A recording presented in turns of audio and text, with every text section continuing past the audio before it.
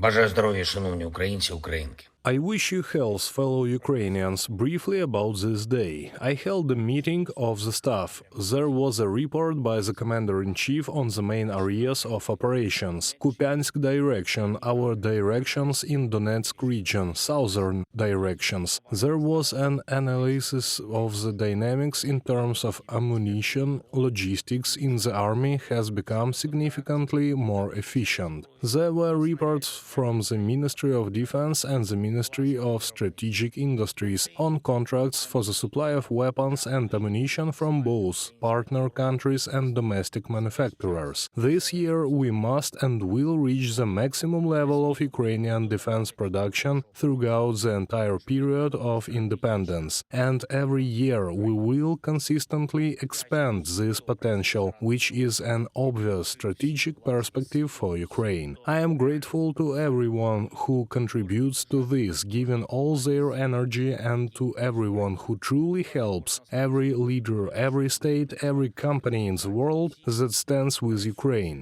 The staff also listened to the government's report on the construction of fortifications. All resources are provided. A few things today about our communication with partners. I spoke with the president-elect of Indonesia. We appreciate the relations that have already been achieved between our countries. It was in Indonesia that the Ukrainian peace formula was first presented, and since then the peace formula has gradually become global, bringing together the world's majority. States and leaders from all continents have already joined the work on the formula, and we are now preparing the first inaugural Global Peace Summit. And today I invited Indonesia to participate in it. Senator Lindsey Graham, a representative of the Republican Party, visited Ukraine today. We talked, among other things, about the importance of freedom and democracy winning now in this war here in Ukraine, because otherwise Russian aggression and chaos will spread around the world.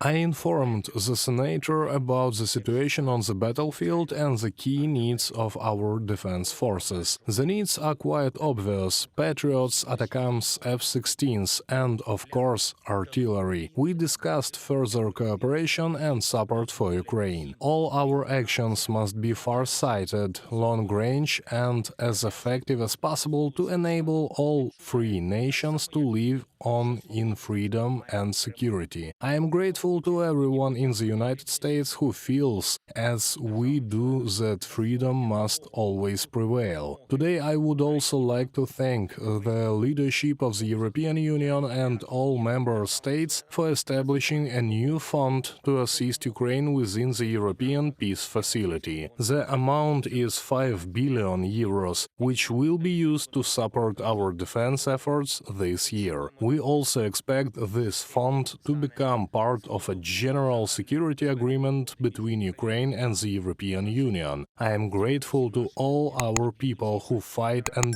work for Ukraine and Ukrainians who support each of our cities and communities, and especially to those who are currently having the hardest times: Donetsk, Luhansk, Kharkiv, Sumy, Chernihiv, Dnipro, Zaporizhzhia, Mykolaiv, Kherson, and our Odessa. We are doing our best to give Ukraine and each of our regions more protection and more strength. I thank everyone in the world who stands with Ukraine. Glory to Ukraine. Слава Україні!